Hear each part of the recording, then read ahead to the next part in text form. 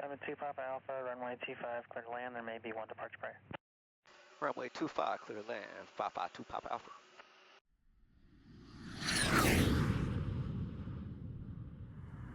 Big salute to all of my military veterans out there, man. Big shout out to all of my subscribers, man. If you guys are not subscribed to Student Pilot Blueprint, man, if you can, please subscribe to my YouTube channel, man.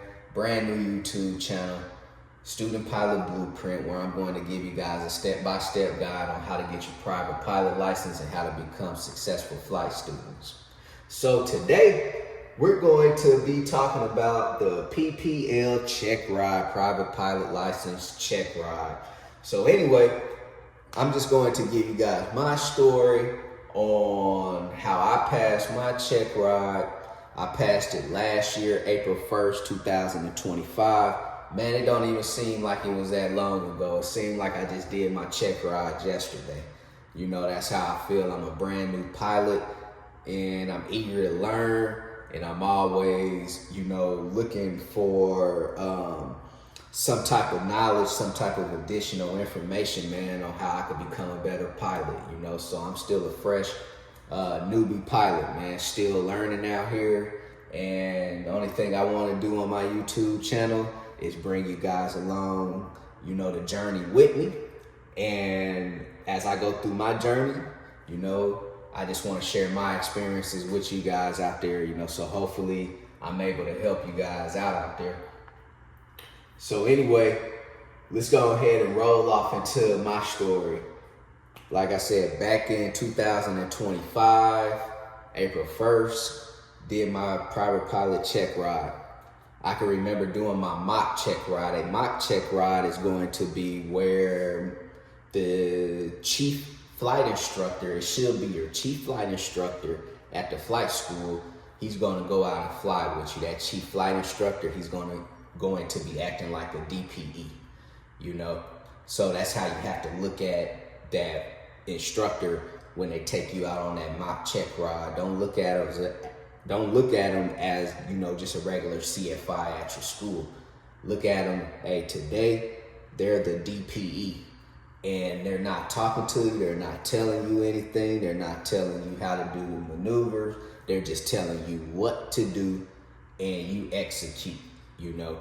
So we went out, did a mock CHECKRIDE about 2 weeks prior to my real CHECKRIDE, came back, chief flight instructor, you know, told me a few things I should work on. So I came back home like I always do after flight school and jump on Flight Simulator. And once I jump on Flight Simulator, I try to redo everything that I did, you know, during the flight training, you know. So usually that's when the light bulb will go off in my head and everything will click. Because sometimes when you're learning in the moment, things might not really click, you know, until you get home and you do a debrief with yourself, or you jump on Flight Simulator and Microsoft Flight Simulator, and then for me, that's when a lot of things will click. I'll be like, oh, okay, you know, I see now. So we went out, did that, came back. He told me a few things I need to brush up on. As I'm driving home, my real CFI calls me on the phone and said, hey man, the DPE has a slot available for you on Tuesday. And this was on a Thursday, and I was just like, man, I really don't want to do it on Tuesday, because in my mind, I had these 2 weeks, you know, to help me build more confidence and to help me study more, you know, too. So I had a 2-week plan from the time I did my mock CHECKRIDE to my real CHECKRIDE. And I knew if I would have did it on Tuesday, I would have went up in there and passed it, you know, but I just was like, I don't really want to go in there and also rush, you know, too. So I just told him, man, keep me on the schedule, you know, for that 2-week CHECKRIDE. And over these next 2 weeks, I'm just going to, you know, do a little bit more studying and preparing, you know. So as a student, you never want to cram, though. You know, you never want to cram in the knowledge. You know, you really want to understand the knowledge and study it. So for me, it wasn't about cramming or let me get the last minute, some last minute studying in. It was just more like, man, just let me get these last 2 weeks to just fully prepare to know that I'm going to be truly ready for this check ride, in 2 weeks. So anyway, the 2 weeks came around. It was April 1st, 2025. My CFI give me solo endorsements. So I had to fly the airplane from Orlando Executive Airport to Apopka Airport. It was only like about a 10 or 15 minute flight. But my DPE, that's where he conducts his check rides at, so he wants the flight students to fly to him, and then we'll do the ground and the flight portion, at his airport, or go to another airport while we're in the air flying.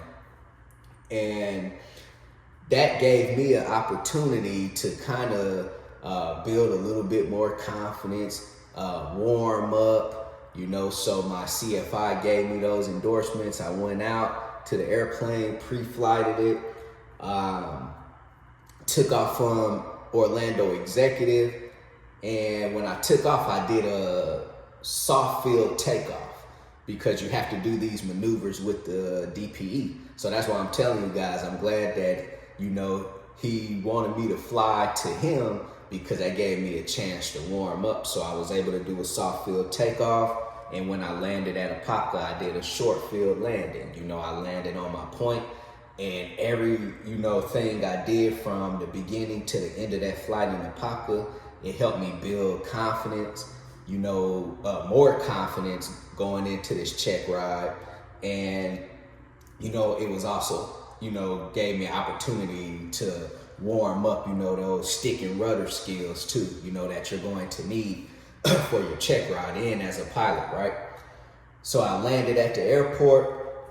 He was out on a check ride, came back maybe 30, 45 minutes, came back in, introduced himself, told me to follow him. We went back to his office, and then pretty much, man, the check ride started. The first thing he's going to do, you're going to do the ground part. He's going to check all your documents, So by him checking all your documents, he's checking your government ID. So I gave him my license, checking your student pilot certificate, handed that over to him. Really, I just gave him everything at once. I've already had everything in my binder, so he didn't have to keep asking me. I had my license in there, my student pilot certificate. You guys will get your student pilot certificate from your CFI. My medical certificate, I got a 3rd class medical certificate. Had my log book on top, and also had the maintenance binder for the aircraft, that I was flying for that day. So I gave him everything. He's going to take his time going through your log book, because he want to make sure that, you guys are eligible to actually, take the check ride. There's times when a student will go do a check ride, and then a DPE check their log book, and their hours might not be adding up on their log book. It might just be some type of error, but the DPE won't let them do the check ride. It might delay their process. So make sure you guys as student pilots, you stay on top of your log book, and don't really depend on, your CFI, because your CFI, they'll go through your log book, and add up all the hours too, because they want to ensure that, when they sign you off, that, you should be good. But don't depend on them, right? Depend on yourself. Make sure your log book is good. So anyway, we started out, he goes through all of the documents, and this is when he starts asking questions right here in the aircraft maintenance binder. So before I went, I already tabbed out the maintenance binder and all of the inspections, because I know he's going to ask me about inspections, right? And that was like his first question. He said, when the last time has this aircraft had a 100-hour inspection? So I went through, found a 100-hour inspection, gave him the date, time, showed him everything in the log book. And that was like one about the only questions he asked me, you know, because he seen how organized I was. So that's why I'm telling you guys, man, when you go do this check ride, don't be digging all in your pockets. You know, like he's asking you, where's your government ID at? And you're digging all in your pockets. And he asking you where your student pilot certificate, you're digging all in your backpack. He asking you where your medical certificate at, and you're digging all in your binder and stuff. Look, be organized, you know, and that's going to save you guys a lot of time, and that's going to basically let that DPE know, man, like, okay, this guy's organized. You know, I don't have to spend a whole lot of time digging, because that's what's going to happen if you come in and you're not organized. Oh man, you guys are going to be in it, you know, with that DPE. He's going to be digging. So we did all of the documentation. Next, we rolled off into the navigation part, the navigational part, and chart reading. So by doing the navigation and the chart reading, he's going to be asking you guys, you know, a lot of questions. So let's just say whenever you guys schedule your check ride with a DPE, that DPE is going to give you a scenario, right? So that scenario is going to help you plan across country. So my DPE gave me a scenario leaving from Executive Airport, flying up to Destin, Florida. And he said, on this flight, I'm going to have one passenger. That passenger is going to be 160 pounds. I'm going to be carrying, it was like 50 or 60 pounds of cargo. And, you know, he just give you some basic information, you know, the passengers and cargo. So now it's up to you to plan this cross country, which you should already know how to plan a cross country because it's part of flight school, you know? So I'm planning this cross country, planning the route, making sure that, you know, I'm going to comply with all of the different airspaces that, you know, I'm going to be flying through or near. And weight and balance. Weight and balance is very big, so that's why he give me, you know, a passenger, give me the weight of cargo, so I can calculate up, you know, the weight and balance. And you guys never want to be overweight, you know, with your weight and balance. And you always want to make sure, you know, that CG is going to be within limits too, right? So navigation and charts. He said, where is your flight plan at, you know? So with me, I do all of my flight planning on an app called ForeFlight. So my whole flight plan was on ForeFlight. He said, okay, open up ForeFlight and show me your plan. So I open it up, show him my plan. And as I'm showing him my plan, he's like, okay, tell me about your plan. All right, we're leaving from Executive Orlando. We're going up to Destin, Florida. Destin, Florida is northwest of Orlando. So that means that I'm going an even number +5. So let's just say once you get over 3,000 feet, then whichever direction you're going in, whether it's west or east, when they say east is least, west is best, east is least, or something like that. But anyway, west is going to be a even 1,000 and east is going to be an odd 1,000. So anyway, I told him, man, I'm flying from Orlando Executive up to Destin, Florida. Then I think I had my altitude set at like 6,500 feet. Then, of course, he asked me why. So it's just like what I just told you guys. If you're flying west, you know, VFR is going to be even 1,000 +500. If you're flying east, it's going to be an odd 1,000 +500. So I was going 6,500. And then he'll probably stop me and say, all right, what is this airspace? And then I'll look at it and I'll say, you know, Class Delta airspace, right? Or he'll say, what airspace is this? Oh, that's Class Bravo airspace right here.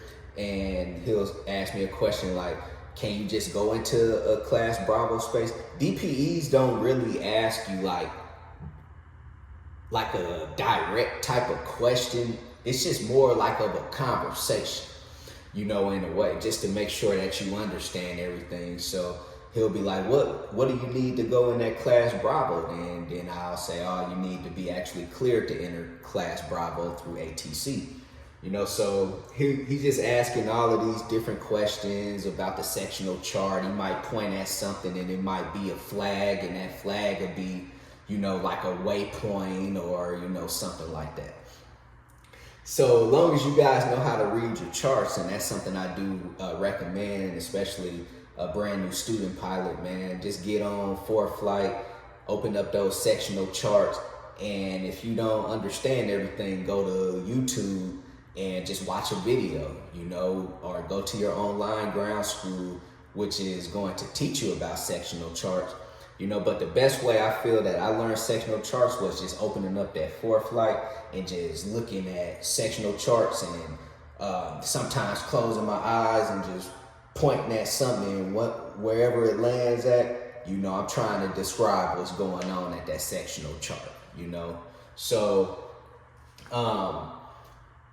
that's the whole, I guess, gist of, you know, the navigational sectional chart. Of course, he asks more questions than that. A lot of things I can't really think about right now.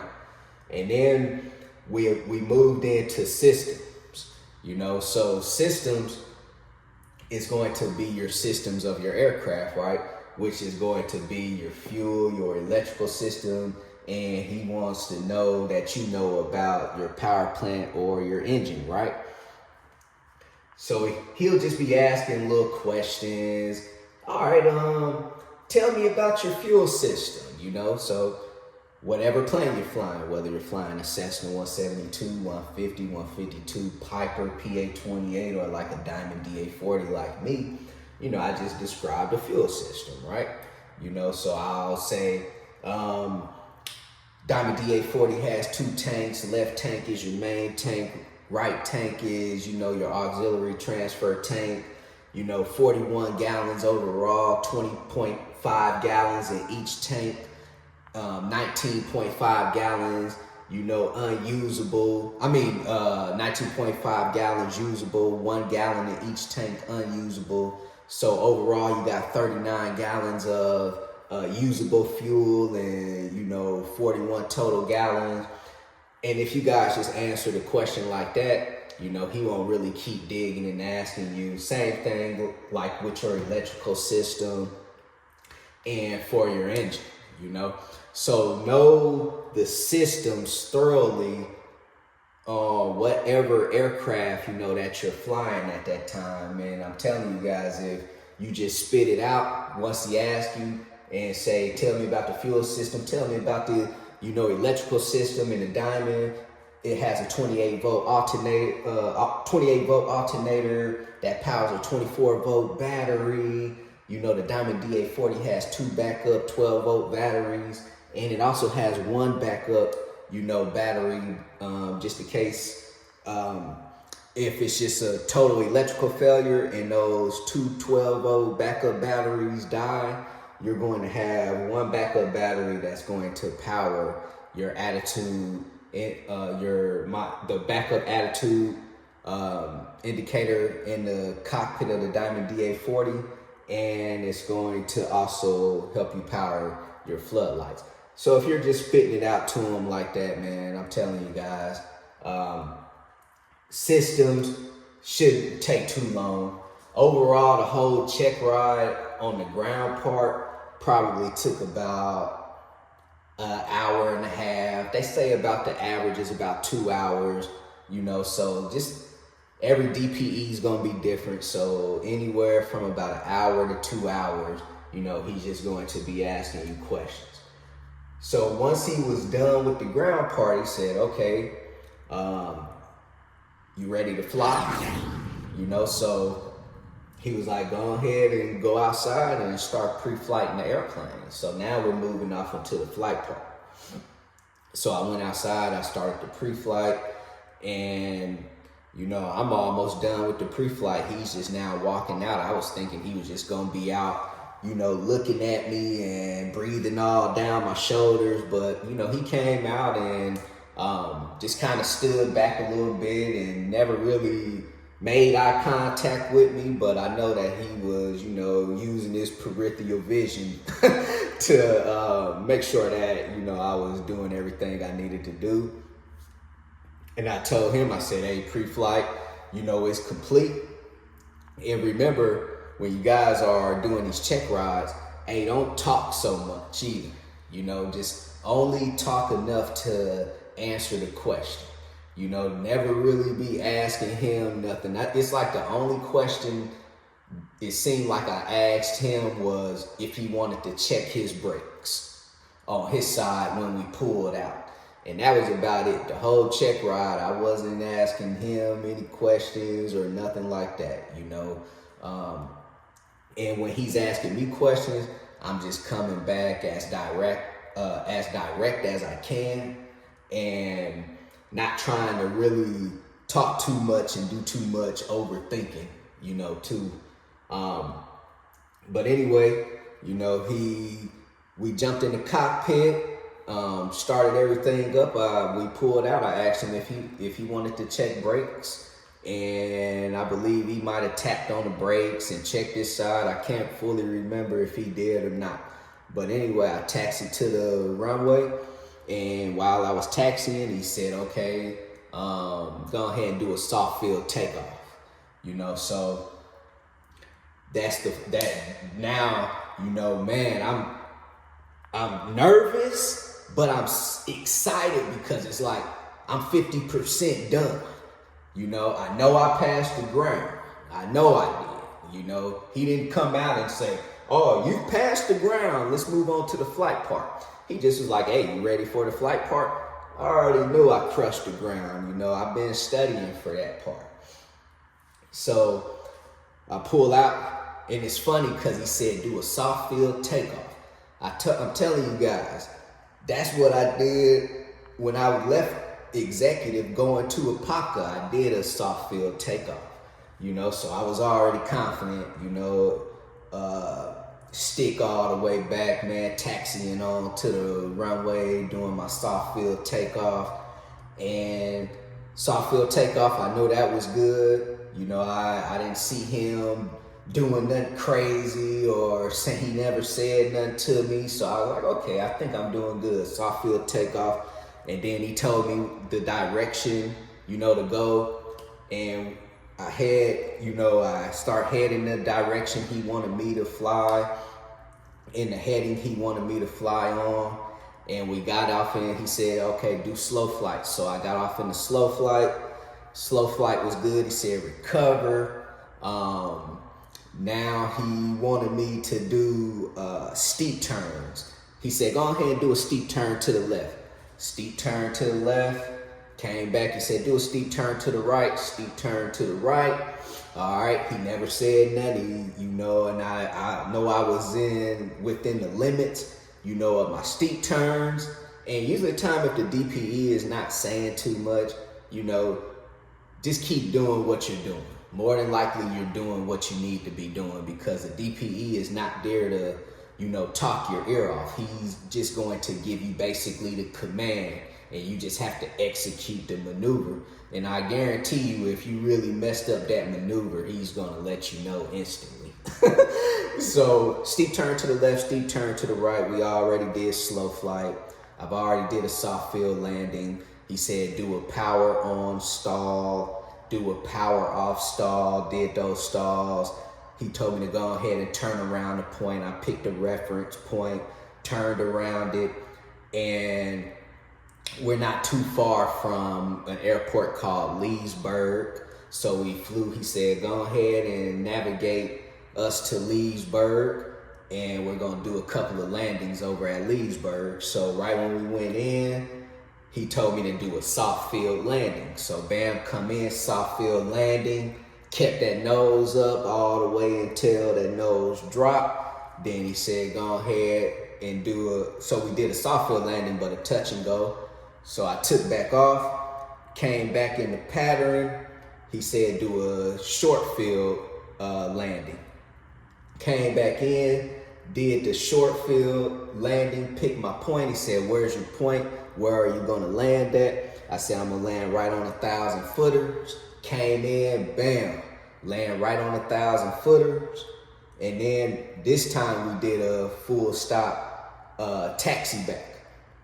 So he made me exit off the runway, which is a full stop taxi back to the runway.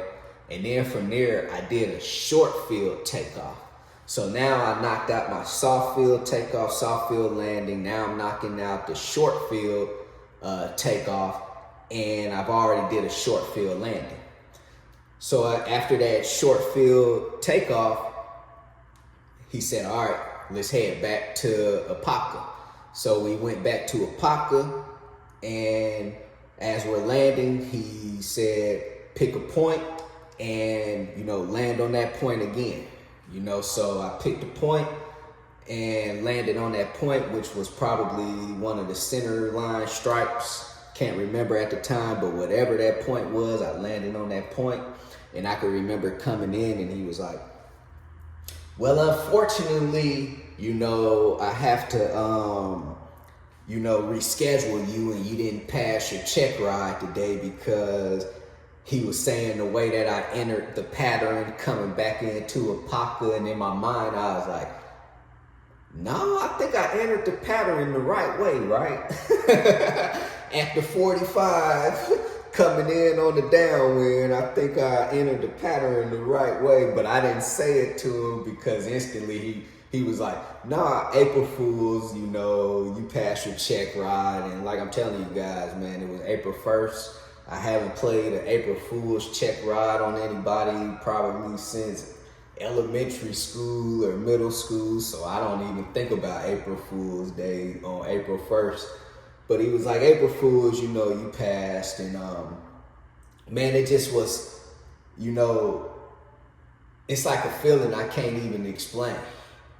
Man, to just know that, man, I'm really, you know, about to be able to get off into those skies by myself, you know, and have that freedom of really flying, man. I'm telling you guys, man, there's nothing like being a pilot. There's nothing like flying an airplane.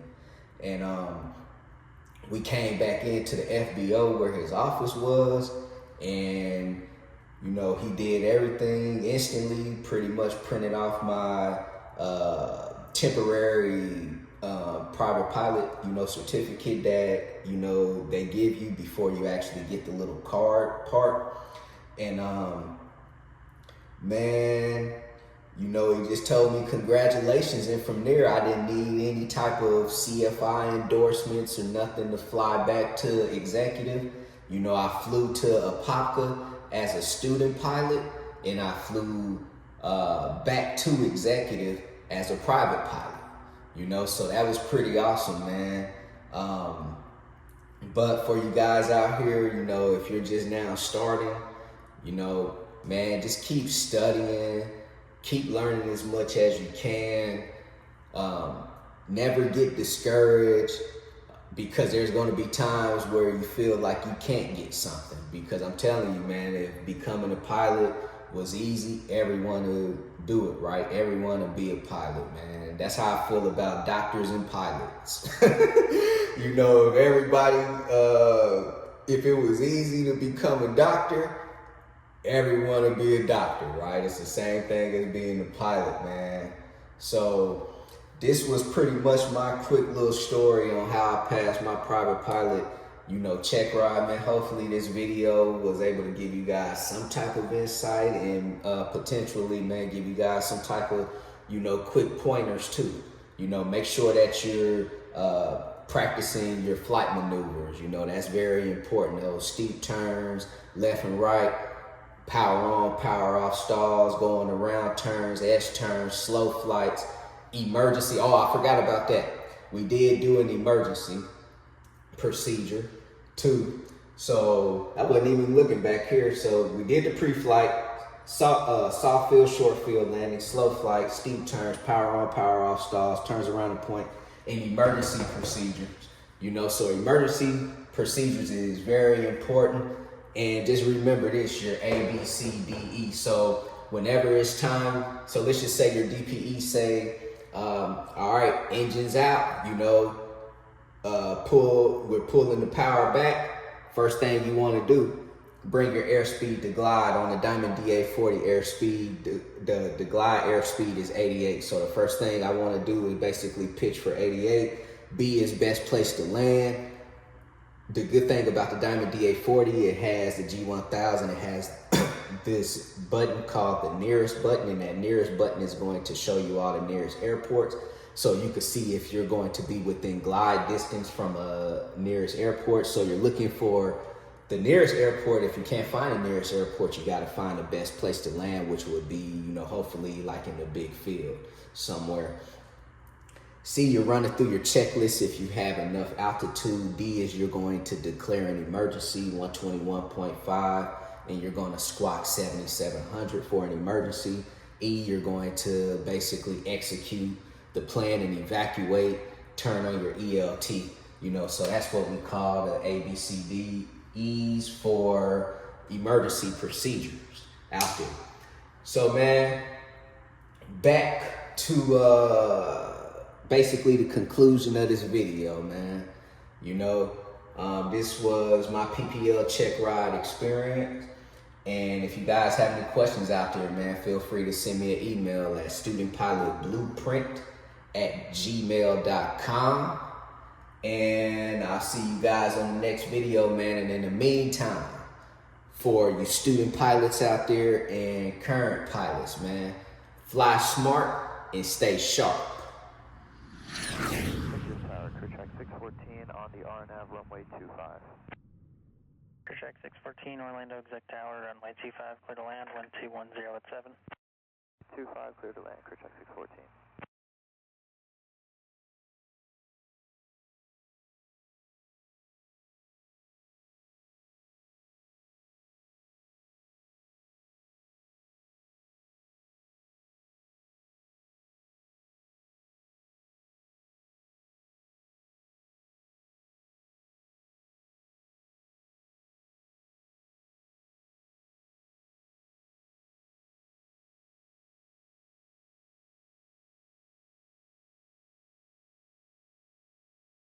Diamond 2 Pop Alpha, turn right Alpha 5, taxi parking via Bravo and monitor ground. Have a good day.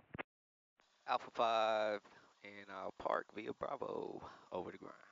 All right, 552 Pop Alpha.